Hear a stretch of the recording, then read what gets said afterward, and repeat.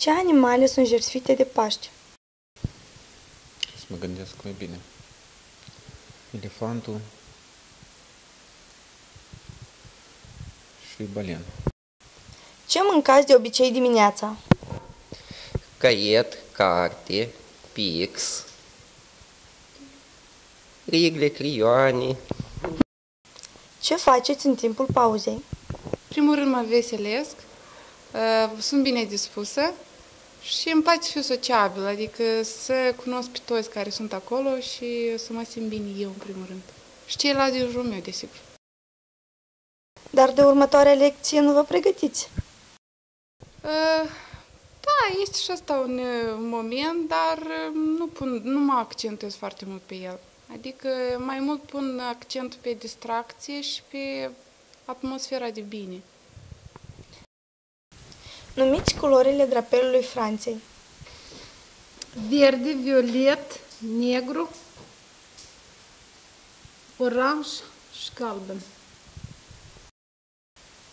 De câte ori pe zi mâncați?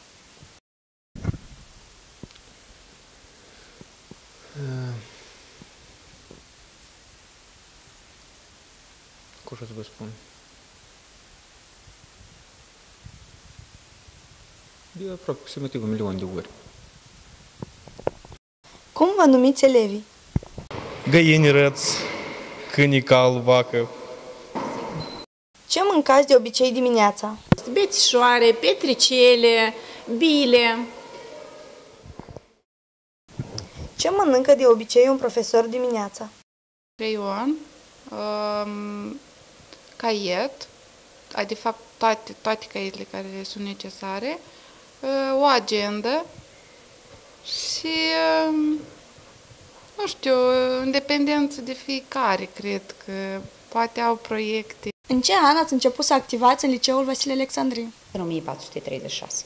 Ce cărți trebuie să citească un elev pentru a susține bacalaureatul? Poezii, abecedarul, povești, a lucreangă se poate poveștile. Cum vă numiți elevii? Pisicile, cățelușii,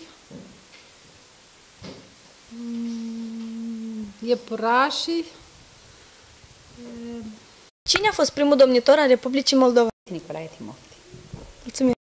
Care este cântărețul dumneavoastră preferat? Lev Tolstoi. Și tot ce ține de creația lui Lev Tolstoi, Sonata Kreutzer, cu Ana Karenina, Război și pace, Părintele Serghie. Sperăm că nu v-ați supărat pe noi.